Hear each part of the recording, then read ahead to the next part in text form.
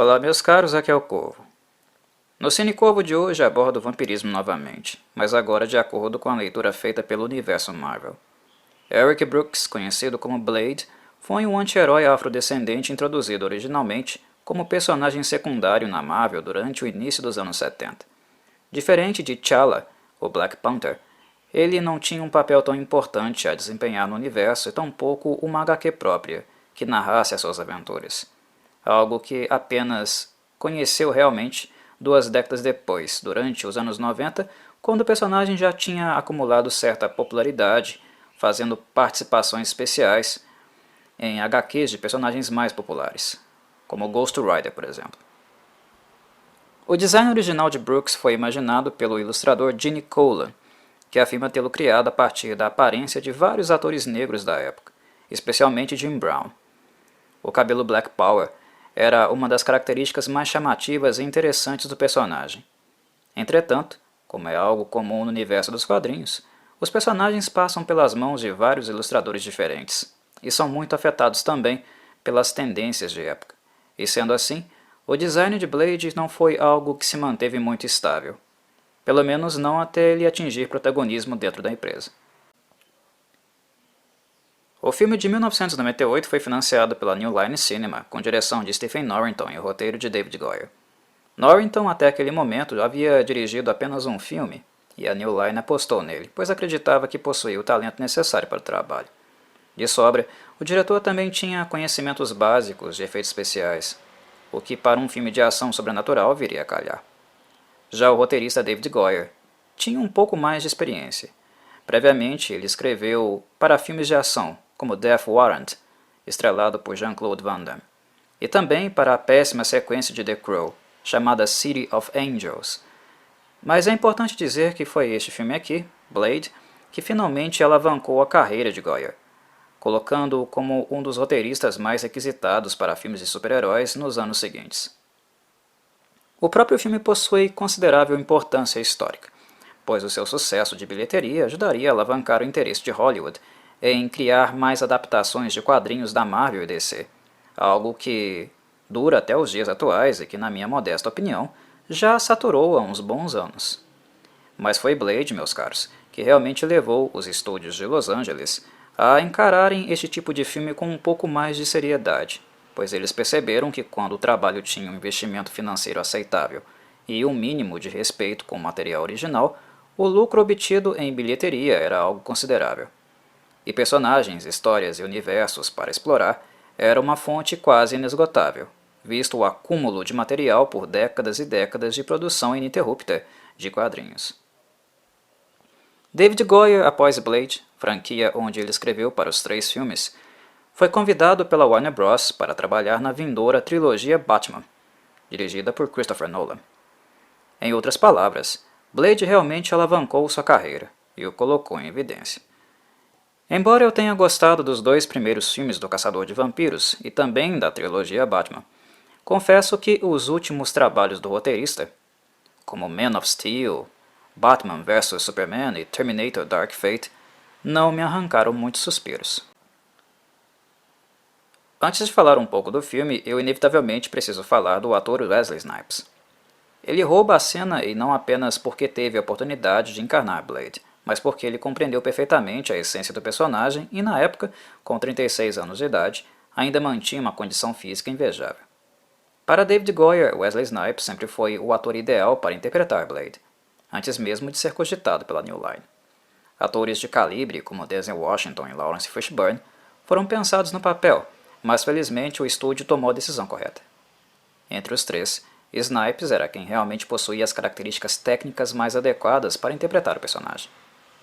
Blade sempre foi fechado e arredio, algo que não demandaria tanto talento cênico, algo que um ator como Denzel Washington possuía de sobra. E ao mesmo tempo, Blade é tão badass e marcialmente treinado que Denzel e Lawrence não dariam conta de se mover e combater como ele, algo que Wesley Snipes, por sua vez, não teria a menor dificuldade. Ele é faixa preta de quinto dan em Karatê, e sempre me surpreendeu a facilidade que ele possuía para realizar os combates em câmera. Durante o fim dos anos 80 e início dos anos 90, o cinema americano estava repleto de atores tradicionais acostumados a fazer o papel do macho man, como Schwarzenegger, Stallone e Van Damme. Mas nenhum deles, reconhecidamente, tinha a habilidade marcial elevada que Wesley Snipes possuía. Eu sempre avalio que, de maneira geral, Snipes foi bastante subestimado no cinema americano, e questiono o quanto o fato dele ser negro não tenha sido motivo para ser tão preterido em relação aos outros. O cinema americano é reconhecidamente racista, e o seu público gosta dos heróis branquinhos europeus. Lembro a vocês que Schwarzenegger é austríaco, Dolph Lundgren sueco, Van Damme belga, e Stallone, embora nascido nos Estados Unidos, era descendente de italianos. Então eu não estou dizendo coisas sem cabimento aqui. É apenas um fato. Embora mais populares que Snipes, nenhum deles tinha a proficiência marcial que ele possuía. E o fato de Snipes não ter tido grandes papéis durante a carreira, tão bons e realmente válidos como aqueles dados aos demais, é algo que eu não consigo entender até hoje. Falando honestamente, Snipes era muito bom. A primeira vez que vi o ator na telinha foi da mesma forma que a maioria dos ouvintes, assistindo Demolition Man, ótimo filme protagonizado por Stallone e certamente um dos seus melhores também. E é de conhecimento público que este filme é notório, entre várias coisas, pelo fato do vilão Simon Phoenix, interpretado por Snipes, ter dado um pau bonito no Stallone. Previsivelmente, o protagonista vence o embate, mas o que percebemos no filme é que fisicamente o preparo de Snipes era muito superior ao de Stallone. Pessoalmente, eu fiquei muito surpreso quando vi o filme pela primeira vez. Snipes era habilidoso com os membros superiores e inferiores. Socava e chutava com bastante facilidade. Sua impulsão era forte e alta. Além disso, ele era muito rápido e ágil. Apenas com isso, ele já concentrava todas as qualidades necessárias para interpretar um excelente Blade, mas não parou por aí. Ele me surpreendeu muito também pelo carisma. Não é comum que seus personagens sejam espirituosos e extrovertidos, mas quando o roteiro exigiu isso dele, Snipes entregou sem qualquer tipo de problema.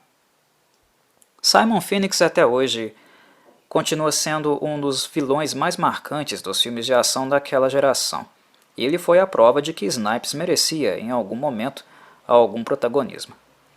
E ele apenas veio, felizmente, graças aos personagens negros da Marvel. Snipes estava escalado para estrelar como T'Challa em um filme do Black Panther, na mesma época em que Blade estava sendo rascunhado. Mas, devido a problemas no desenvolvimento, encerraram o projeto. Sendo assim, foi apresentada a ele a proposta de Blade, e o ator não apenas ficou interessado, como também completamente apaixonado, envolvido pelo personagem. Neste filme, ele não apenas atua como o protagonista Eric Brooks, mas também ajudou a produzir o filme. Entregou-se de corpo e alma, pela forte identificação que teve. Seu desempenho para um filme deste padrão, no fim dos anos 90, foi sem sombra de dúvida sensacional. Os dois primeiros filmes de Blade são ótimos, e infelizmente a franquia encontrou seu fim graças ao terceiro filme, que realmente é uma lástima. Considerando o nível de qualidade dos filmes de super-heróis e anti-heróis da década, os dois primeiros realmente elevaram muito o nível, demonstrando a Hollywood que tais filmes poderiam ser um pouco mais sérios e que não precisavam, necessariamente, ser destinados apenas ao público infantil. Dito isso, não quer dizer que Blade de cara foi o filme trevoso e extremamente violento que poderia ser, caso fosse totalmente fiel ao material base. Bem longe disso. Embora eu goste deste filme e sempre me divirta quando o assisto novamente, vejo que ele tem uma série de problemas. Se não fosse pela atuação sensacional de Snipes, talvez ele não teria sido tão reconhecido como foi. Julgo que o ator teve papel fundamental nisso. Na minha avaliação, a New Line prezou primeiro pelo lado financeiro e acertou nisso. Não é uma crítica. Afinal, o filme teve a arrecadação absurda de 131 milhões de dólares, sendo que gastou 45 para fazê-lo. Sucesso estrondoso de bilheteria. E nesse sentido, não podemos dizer que a New Line errou em deixar o filme menos sanguinolento e mais acessível para o público jovem. No entanto, em alguns momentos ficamos com aquele gostinho de quero mais. Aqueles que conhecem Blade sabem que o Daywalker é alguém que despreza intensamente a casta vampira, e é bem brutal em suas execuções. Ele nunca se segura. O ódio dele é incontido contra os seres da escuridão, e o açougue, de maneira em geral, fica aberto em período integral. Sendo assim, há momentos em que queremos algo mais, mas na minha avaliação é compreensível que este filme não tenha sido tão brutal como o verdadeiro Blade é. O momento ainda não era adequado para isso, e se avaliarmos que até hoje filmes como Deadpool, feitos para ultrapassar os limites da sanguinolência, ainda enfrentam resistência para receber o sinal verde, imagina como era naquela época, onde isso era completamente incomum. Eu julgo que, apesar de tudo, a New Line tomou a decisão correta. O filme certamente teria sido massacrado pela crítica caso tivesse excedido no barbarismo. Em certo sentido, eu penso que Snipes e os demais produtores foram bastante inteligentes com a solução que encontraram para deixar Blade visceral, mas sem ser extremo demais. O caçador esquarteja, decapita e massacra os vampiros sem piedade, mas na hora do sangue espirrar com vontade na lente da câmera, o que eles fizeram foi simplesmente cortar isso e inserir um efeito CGI onde os vampiros queimam e desintegram. Assim, Blade poderia fatiá-los à vontade, sem correr o risco de cair na censura de idade e reduzir significativamente o seu público, e por consequência a sua arrecadação também. A CGI é algo que ficou datado, o que acontece, de maneira em geral, com todos os filmes noventistas que fizeram uso dela. Sempre reforço que naquela época a CGI ainda era uma técnica em desenvolvimento, em ascensão, e neste sentido seria injusto sermos tão exigentes. Ela foi utilizada aqui para deixar o filme mais limpo e acessível, e na minha avaliação ela cumpriu o seu objetivo. Entretanto, não pensem que por isso Blade ficou completamente isento de umas boas nojentices. Não ficou, e isso para mim foi ótimo. Uma das cenas que mais gosto do filme até hoje é justamente a cena de abertura. O filme abre com uma rapariga ruiva levando um cara claramente tapado, que só tinha segundas intenções com ela, para uma boate exótica. Notem que a mulher ruiva é nada mais nada menos do que Traci Lords. Sim, a famosa atriz pornográfica. Chega a ser algo curioso como Lords teve pontas em um monte de produções de cinema e TV no decorrer dos anos. Ela apareceu não apenas em Blade, mas em incontáveis filmes e também até em séries de TV, uma pontinha aqui e acolá. Traci Lords é um dos poucos exemplos de atrizes pornográficas que fizeram a transição do cinema adulto para o cinema mainstream, e poucas tiveram um sucesso real neste sentido. E ela chegou até mesmo a dublar jogos de videogame, como Hitman Absolution.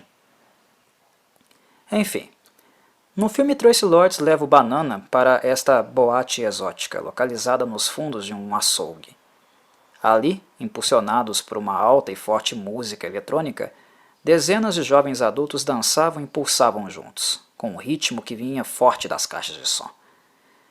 É uma típica sala de depósito, onde se coloca carnes nos ganchos para fazer a lavagem. No caso, eles tiraram as carnes e deixaram os ganchos, e assim contrataram um DJ. Com o DJ, pronto, estava instalada uma boate improvisada. O momento que mais gosto é quando, no auge da batida e curtição, os operadores da sala ligam um sistema de irrigação. Só que dos canos não sai água, e sim sangue. Sangue sendo espirrado pela sala toda, em altas torrentes. E todos ali, sem parar, dançando e agitando como se não houvesse amanhã. Ninguém para, ao contrário, ficam ainda mais imersos na vibe. Exceto, é claro, pelo Banana que seguiu o rabo de saia chamado Traci Lords, que começa a surtar, principalmente quando descobre que iria virar a janta dos vampiros. No entanto, Blade aparece para acabar com a festinha, e Wesley Snipes não se segura. Dá de cara seu cartão de visitas, usando sua tradicional espada, lâminas de disco, armas de fogo e lança-estacas para literalmente limpar o salão. Embora não seja tecnicamente uma proeza, são cenas assim que fazem Blade valer a pena, porque elas são visualmente muito atraentes, principalmente quando o tema é o vampirismo. Mesmo que muitas coisas me desagradem no filme também, há estes grandes momentos aqui e acolá que sempre acabam por recuperar um pouco o meu ânimo. Uma das grandes irritações que tive com Blade não foi necessariamente com o roteiro em si, mas com o que fizeram do personagem Deacon Frost, originalmente um cientista que procurava pela imortalidade e que finalmente a encontrou no vampirismo. Nas HQs, Frost é um homem de meia idade, bastante culto e centrado. Não posso contar como ele aparece na vida de Blade porque, caso eu faça, estarei dando um spoiler muito grande para quem nunca viu o filme e também não leu os quadrinhos. A questão do meu descontentamento, no caso, foi o fato de Frost ter sido transformado pelo roteiro em um jovem playboy birrento, mimado, que, rancoroso com o fato de não ser um puro sangue e sofrer preconceito em relação a isso, passou a buscar sua vingança pessoal contra os vampiros líderes de seus clãs. Os clãs agem politicamente, subornando tanto membros do Congresso e também a polícia, tentando coexistir com os humanos. Já Frost quer apenas tocar o terror, tratar os humanos como o gado que são. Para ele, humanos não passam de comida. Além de dar festinhas em boates, como mencionei, colocando em risco o sigilo dos vampiros, Frost trabalha para decifrar uma profecia antiga, advinda do livro de Erebus, a Bíblia dos Vampiros, que sugere que a junção entre o sangue puro de todas as tribos e o sangue do caminhante diurno, que no caso é Blade, poderia reencarnar La Magra, um deus vampiro. Frost foi interpretado por Stephen Dorff, e além de ter virado um pirralho arrogante, ele infelizmente também sofreu pelas próprias limitações do ator. Se fosse introduzido no filme como originalmente foi criado e também atuado por alguém que fosse capaz de fazer jus a ele, Frost teria sido um vilão mais do que suficiente para causar um estrago grande em Blade. Mas ele foi destruído pelo filme, porque foi deturpado e porque não utilizaram um ator adequado e capaz para o personagem. Na minha avaliação, o que fizeram com Frost é o grande problema da película em geral. Blade naturalmente precisa brilhar em uma adaptação feita para ele. Ele de fato é o superstar, mas seus vilões, na mesma proporção, precisam ser capazes de roubar a cena, de intimidá-lo minimamente, para que exista um protagonismo e também um antagonismo. É algo que precisa estar equilibrado.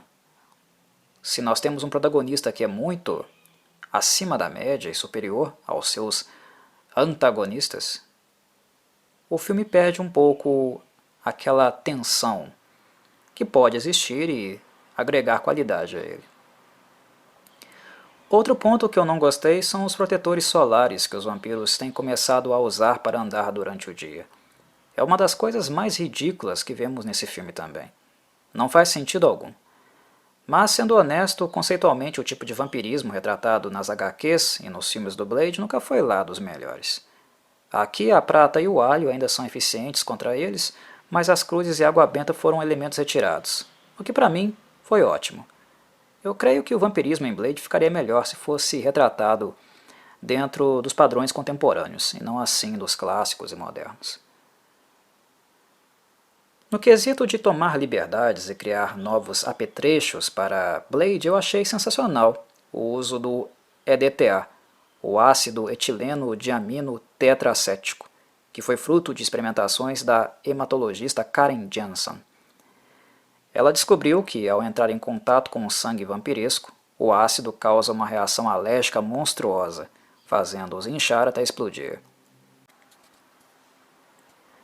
Embora a CGI não faça jus ao nível estético grotesco que isso poderia acarretar, eu sou obrigado a dizer que a ideia foi ótima. Foi muito satisfatório ver os vampiros inchando e explodindo na época. E bem, de maneira em geral, o personagem foi bem representado pelo roteiro. Blade, no caso. Órfão já ao nascer, devido ao fato de sua mãe grávida ter sido atacada por um vampiro, a doença vampiresca o afetou ainda bebê em nível genético, no útero, fazendo dele um híbrido. Ele envelhece como os humanos, pode andar durante o dia, mas também goza da força descomunal dos vampiros, da sua velocidade e da parte ruim do vampirismo, da sede incontrolável, algo que ele tenta reprimir utilizando um soro criado por Whistler, o mais próximo de uma figura paterna que Blade já teve na vida. Blade manifestou a sede apenas na adolescência, atacando andarilhos nas ruas. Ele foi resgatado e salvo por Whistler, que quase o matou. o que não o fez apenas por perceber que ele era algo diferente. Desde então, Blade procura por maiores respostas em relação ao seu passado, ao assassino de sua mãe, e se dedica à sua cruzada particular contra os vampiros. Mas bem, creio que o vídeo já tenha atingido um nível introdutório adequado para aqueles que quiserem conhecer ou rever o filme. Como sempre, foi um prazer explorar mais uma película aqui no Cine Corvo. A todos um abraço e saudações corvides.